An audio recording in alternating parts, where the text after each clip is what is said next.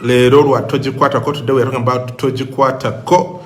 Kaposh is selling nitrile masks at 3K and less for cartons. How much is a carton? Tell us. Is 3K the retail price? The other ones, that government, they are supposed to be free, but for government to give them free, someone has to be paid by the government to make them so. Whichever way you look at it, all you need to do is position yourself. Okay, let's get started. We've been talking about the fundamentals of wealth creation, the fundamentals, and that is income, savings, assets, and cash flow. Yep, so it goes around like that. For those who are just joining us, these are the fundamentals of personal finance, even corporate finance if you like. But I'll be more specialized in personal finance. So income, savings, assets, cash flow. Income, savings, assets, cash flow. You need to embed this image in your mind. Andrew Maweje, good to see you. Atieno Claire, good to see you. Charity Atwini, good to see you. Rukia Knowledge, good to see you. If Miyama, good to see you. Annette Sabiti, good to see you. Stick with me. Dr. Nachi, good to see you. So, income, savings, assets, cash flow. Embed this image in your consciousness. Just understand that that's how money works. And some of you might already be bored by my repeating it, but like I've said before, the only things you know are the things you're doing. The only things you know are the things you are doing. The only things you know are the things you are doing, okay? So if you're not doing it, you don't yet know it. That's why I have to keep repeating it until you start doing it. So the last 2 weeks we focused on income, and we're saying that you are compensated according to the value you bring to the market, and that the only person who determines how much money you're earning right now is the person who is watching me right now. It is you. It's no one else. It's not the president. It's not Bill Gates. It's not the economy. It's not Wuhan. It's not China. It's not God. It's not your parents. It's not your physics school teacher in high school. It is you. You determine your own income based on the value that you bring to the market. If you're broke, it's because you're not solving any problems. Entrepreneurs are people who solve problems with profit. And if you're broke, it simply means you're not solving enough problems. If you solve the right problems for the right people in the right places at the right prices, you'll make the right profits. Not everyone is your client. Figure out who your client is and then lock in there. That's why Ferrari doesn't advertise in Ugandan newspapers. Neither does Rolls-Royce advertise on Ugandan radios, because we are not their market. So do you know your market? So once you figured out your market, then you start fulfilling the demands and desires of your market. And then money will never be a problem for you. But like we've said before, at every one of these places, you can lose your money. At each of these corners. And let me just, you can lose your money to expenses. Let me just call them X. Okay. So income, savings, assets, cash flow. So your income, you can lose all your income to expenses if you don't save. And then you can, even if you save, if you are the people who save for a rainy day, you're going to lose your savings to expenses if you don't buy assets. And if you buy assets that don't produce cash flow, you're going to lose your assets to expenses when you are in a tight spot. If your assets are not producing cash flow, and the only way to realize cash is to liquidate or to sell your asset. And then even when you have cash flow, if you spend the money from your cash flow instead of considering it as new income and therefore reinvesting it, you're still going to lose money. So the people who become really, really wealthy are the people who go around this square or circle, whichever you want to call it, successfully. Okay, get that? So income, savings, assets, cash flow. So now I said Tojikwatoko. Let's talk about savings. Let's talk about savings. In the Ugandan context, Kenyan context, Rwandan context, wherever you are on the African continent, it's very hard to become an investor if you don't have savings, because we have very expensive money to go to the bank and borrow money at 20% interest, 24%, to buy an asset that has a return rate of 10% per annum is crazy, because it means that the more you succeed, the more you fail. So let's say you buy a piece of property and it grows at a rate of 10% per annum. Or let's say you buy an apartment block and you're able to get a return of investment of 10% per annum. But then the bank gave you the loan or the mortgage at 16%. Guess what's happening to you every year? You lose 6% of your value, because that 16% that you're paying in interest is higher than the 10% of return. So these are things people don't think about.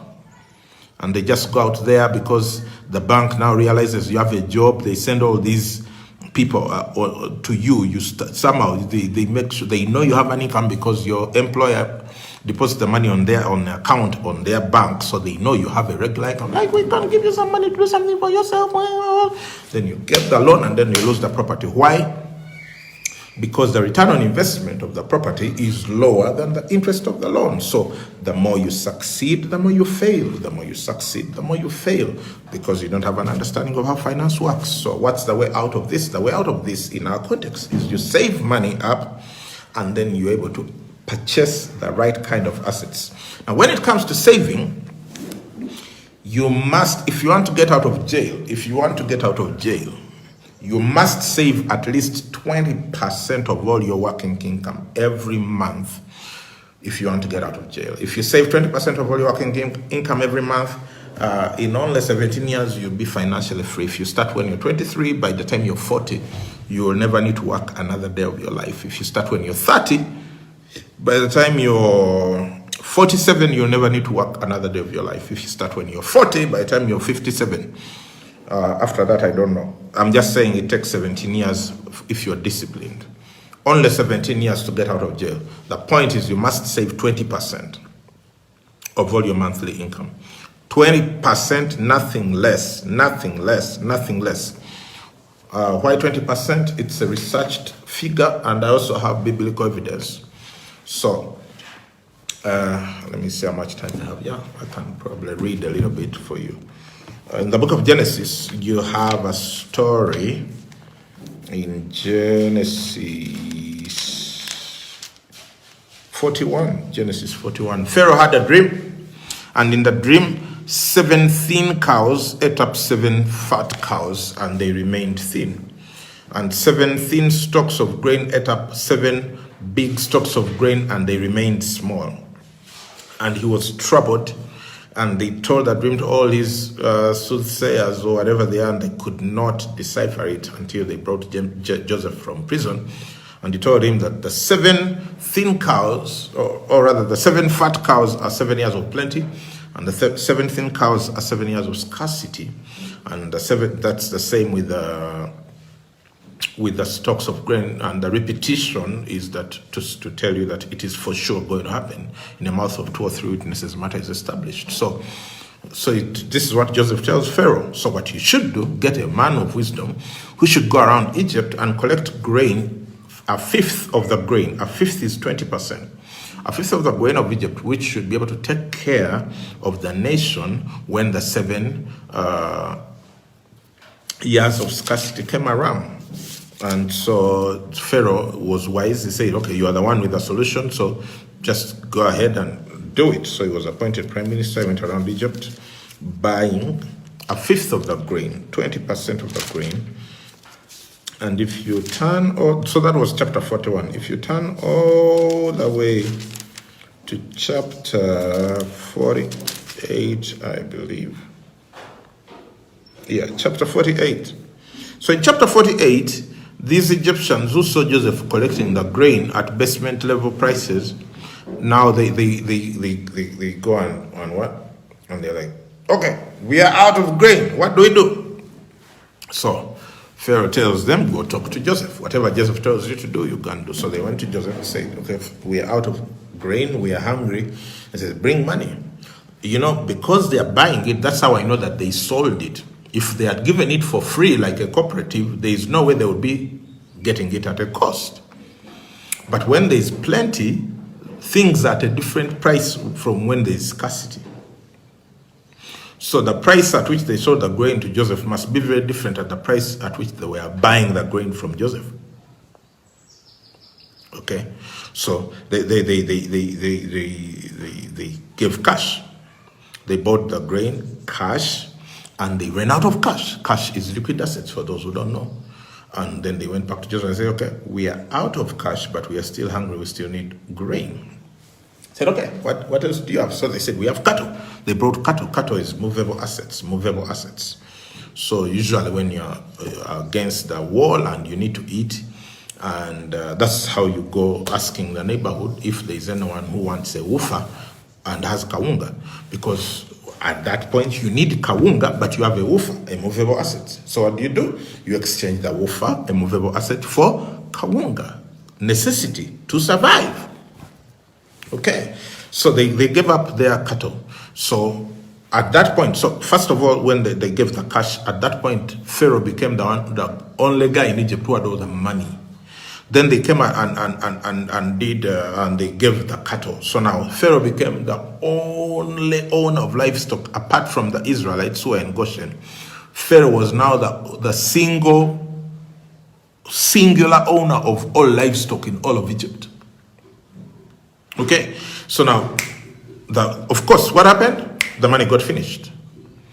And they went back. They said, but these cows, they own land. We can give you the land as well. Those are fixed assets. If you have ever bought land around Kampala, and I know many of you, I can see from your names, you don't belong, you are not Baganda, Temuliba Sajaba Kabaka. You just know that whoever sold you that land didn't sell it to you because they were just looking for someone to sell land to. They had needs. And they had the fixed asset, which didn't produce cash flow. And what they need is cash. So when you have assets that don't produce cash flow, you soon be selling them, liquidating them to get cash, and then your net worth comes back to zero.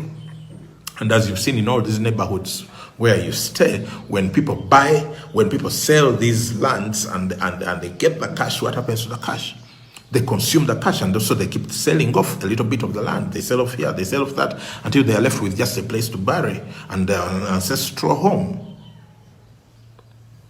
So it's sort of reverse economics, and that's what Egypt was going through. That's what the Egyptians were going through. Why were they going through that reverse economics? Because when it was time to set aside the 20%, they did not do it.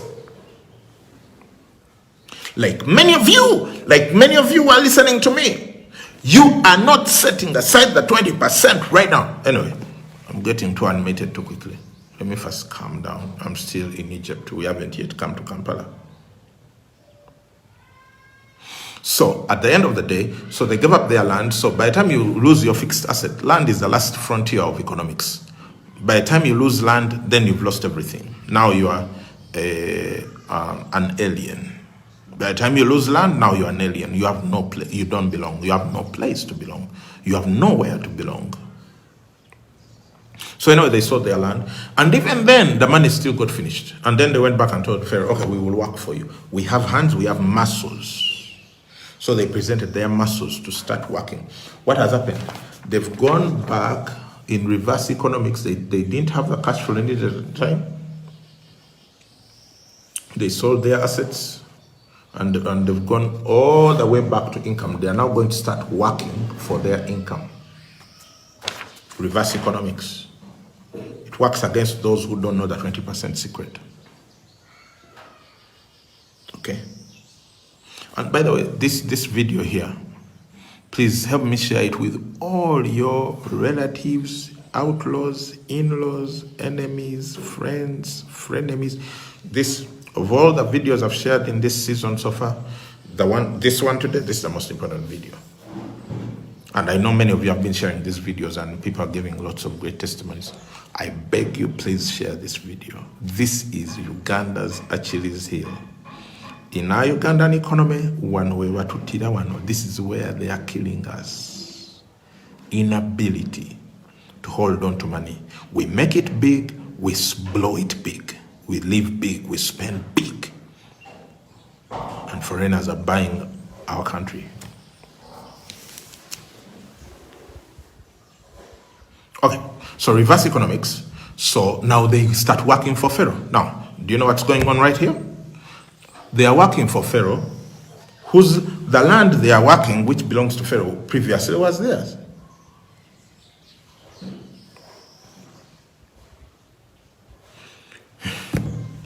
So now they are digging what was their land, but now they are digging it for Pharaoh. The cattle they are keeping for Pharaoh previously was theirs. Everything they are doing for Pharaoh previously it was theirs, but now they are doing it for Pharaoh, and Pharaoh tells them, okay, do it. Just send me 30%. Was it 30 or some percentage there? You can keep the rest to live on. Now they are Pharaoh's servants. That's the beginning of taxation. I hope you're listening. And those of you who are jumping in at this point, you're going first listen to the end, then you'll go back and listen to the whole video, because otherwise you keep asking me questions because you missed the beginning. We start at 12 noon Thursdays. Just take note of that timing. Okay. Let me appropriate this to today. So, what are the 7 years of plenty and what are the 7 years of scarcity? Let's assume you're a good believer and you have this whole idea that God actually loves you. He has nothing against you. He's not trying to harm you. You understand the grace of God. You know that Jesus is good all the time and he's a healer and all of that. And then you set out one of these days to say, you know what, because of all the following reasons, I'm going to live on earth for 100 years. 100 years. And so if you're going to live for 100 years, so what are the 7 years of plenty? So let's first take off the first 20 years to be the years of preparation. School, portion beans, boarding, double-decker, name it, university. Okay, then just roughly 20 years.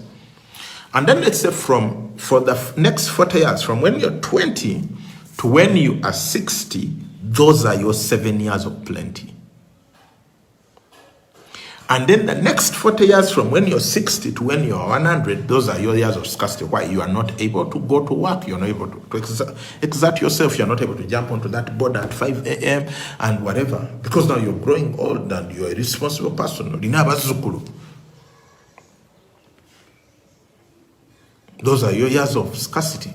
You don't want to be 80 years old and you're reporting to your 25-year-old supervisor and explaining why you're late because it rained. At when you are old, obera nentondo. You know, it's very bad to be old and broke. Kuba oline entondo, oline ebitiibwa, naye ate tolina sente. Why? You didn't put aside the 20% in the years of plenty, which is your 40 years of working. So let's say your age 20 to age 60 are your years of plenty. The 20% you put aside and carefully invest over time is what takes care of you from when you're 60 to when you're 100. But when you haven't done that and then you run out of resources when you're 70, guess what? You're going to heaven early. That's why a lot of people go early. Some people go because of complications, health, there are all sorts of issues. We live in a fallen world. But I'm starting to believe that all of these things are somehow economically related. That a lot of people depart before their time because they are out of resources. So you're gunning for 100. You worked until you were 60. Then whatever little resources you saved within SSF, which you even tried to get before that time because of lockdown, they get finished at 70. And now you are in a tight spot. Now you're relying on your children to help you survive, which is contrary to the kingdom, because in the kingdom they say that a good man leaves an inheritance for children's children. Yes, Emily is correct. The stress of retirement is what leads to health issues. That's why a lot of people go early before their time. Why? They are stressed. They did not set aside the 20% to sustain their lifestyle when they are older. That's why I'm saying Toji Quarter Core. Don't touch the 20%. That investment is what is going to take you through the years of scarcity. Let's say even if you didn't have your unbelief is through the roof and you're like, yeah, I'm not gunning for 100. So okay, what are you gunning for? 80? Okay, let's say you're gunning for 80. And you retire at 50.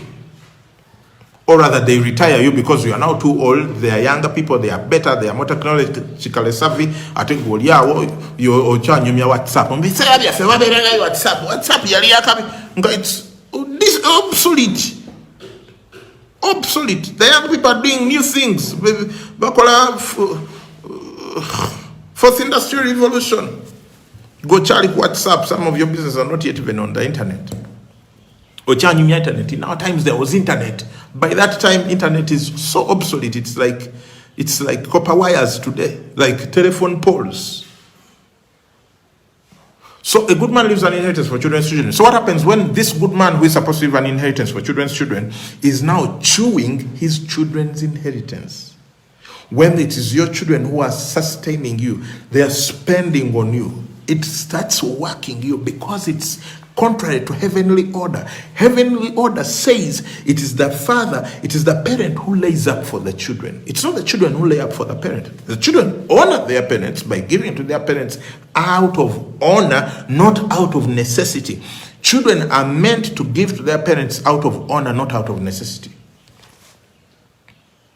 So when you as a parent, you are receiving it out of necessity and not out of honor, then it starts killing you, and then you end up going to heaven quicker than you should have. Why? Because wajikwatako. I say tojikwatako. Don't touch the 20%. It's what's going to keep you through the 7 years of scarcity. I get a sense that people here are understanding what I'm talking about. If you think you understand what I'm talking about, press that blue like button or that red love button. Just press it right now. Let me know that I'm not all by myself in this conversation. And let me know that you're understanding what I'm talking about. So, irrespective of how much you're earning, like Juliana is saying, it's don't invest something. Invest minimum 20%. Minimum 20%. My wife and I, we started this practice at 10%. Not too long ago, by the way. It's like about maybe 10 years ago. Saving 10%, then we moved it to 15, then moved it to 20. Right now, we invest maybe about more than 50% of our income. So we tithe 10%, we give away about 10%, we invest about 50-something%. So it means we live on only about between 20 to 30% of our income. And our target is to live on 10% of our income. Our target is to get to a point where we are tithing 10%, we are giving 10%, we are living on 10%, and we are reinvesting 70% of our income. And we think we are just a few years from that. So that's the idea. That's why I'm saying Tojikwatako, get disciplined. Otherwise, you'll be relying on your children and you'll kill your heart, and you'll get all sorts of so-called diseases. Okay. Any questions, comments? Hit me with some questions and comments. I'm open now for questions and comments. And please share this video with your loved ones. Just copy the link and paste it in all the WhatsApp groups you are in. Let them first be annoyed with you for posting the link. Then later on, when they've watched, they will thank you later. You see, in your family, you don't want to be the only one who has an understanding, because then everyone will be coming to you to help to solve the problems. So what you need is to raise a group of people within your friends and family who are growing at the same level as you. So if you earn 100,000 a month, you should be putting aside the 20,000. If you earn $1 million, 200,000. If you earn 10 million, 2 million minimum. If you earn 10 million, you should be saving more than 20%, because it means you can live on some amount. Okay, and then do it consistently, and then whatever you're saving, you start investing it. What do I mean? You start producing cash flow out of it. If it's money in the bank, make sure it's on fixed deposit. Use unit trust funds, all these government financial instruments to make sure that your money is not whatever. How do you ensure I don't touch the 20%? Asking for a friend. Join an investment club where there are other people that you are accountable to. Be in an investment club. My wife and I were in 8 investment clubs. So every month we are putting money into 8 different spaces, and we can't touch that money. And it just keeps growing every year. So that's the idea. Get into an investment club. Your little money when you're by yourself can't do much. When you put together with other people, it can do a lot. Research on the investment club first. Make sure you trust the people. Make sure the vision is clear for that investment club. If you go to Worship Harvest, there's Harvest Investment Club. That one is open to all Worship Harvest members. And please just sidebar me. I'll give you the contact of the person who can help you join Harvest Investment Club. That's the only one I can vouch for sort of authoritatively, because I'm a member and I'm protecting it like a hawk. Yes, treasury bills, bonds, all of that. We'll be talking about that later. Investments is going to be our Thursday of its own. Today we are talking about saving, because before you save, you have nothing to invest. If you gain the discipline of saving, then you can have something to invest. The other thing to do, if say you have a savings account, which should have another signatory who doesn't always agree with you, is to have a target. How much money do you want to put in that account every month? Because you're working towards a certain sort of investment target. Let's say you want to invest in something and it costs 50 million, 100 million, and you have 10 months, then you're going to have to put 5 to 10 million a month in the account. And at first, by the way, it might seem so impossible when you give yourself a target, but once you start doing it, it becomes so easy. What happens when you have been saving from a business and there comes a need in the same business? Whoa, Abraham. I don't know, that's a deep question, side by me. Sanyinale. Yeah, thank you. It's not about your children taking care of you. Your children are supposed to honor you, but you're supposed to leave an inheritance for your children. Someone who is unemployed and have no source of income, start solving problems. There's so much money. There is absolutely no excuse for having no source of income with all the problems in Uganda.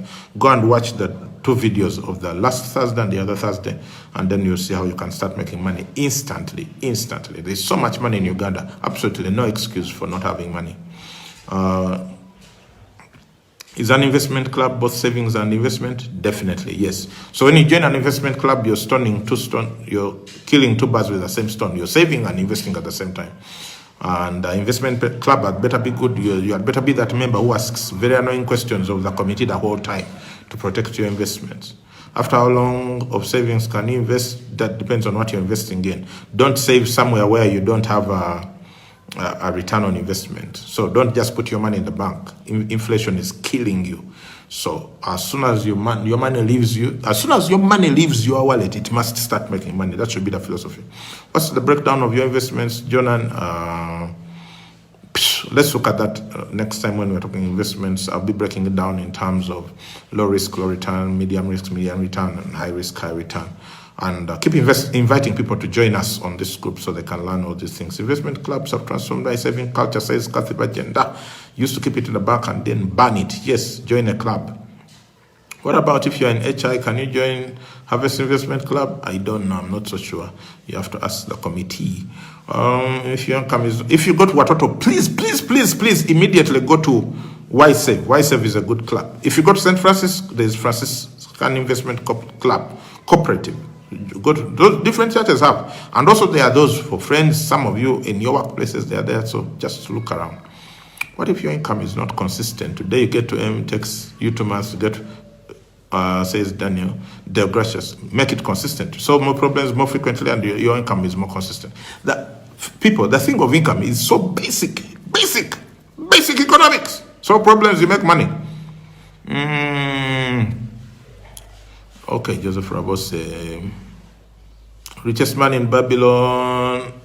Yeah, it's one of the really good books. It helps you develop the habit. But I like to go with the biblical calculation. So I say tithe 10%, give 10%, invest 20% as a bare minimum. Is an investment club an income stream? Definitely, if that investment club gives interest every year. And so if it's not, then you should make sure it is giving you interest every year.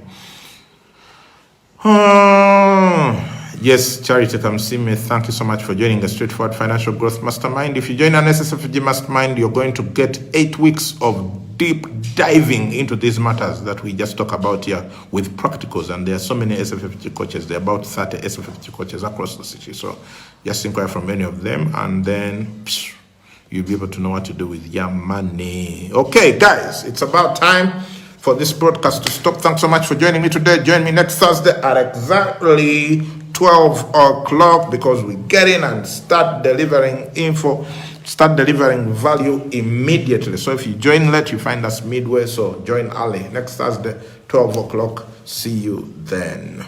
God bless.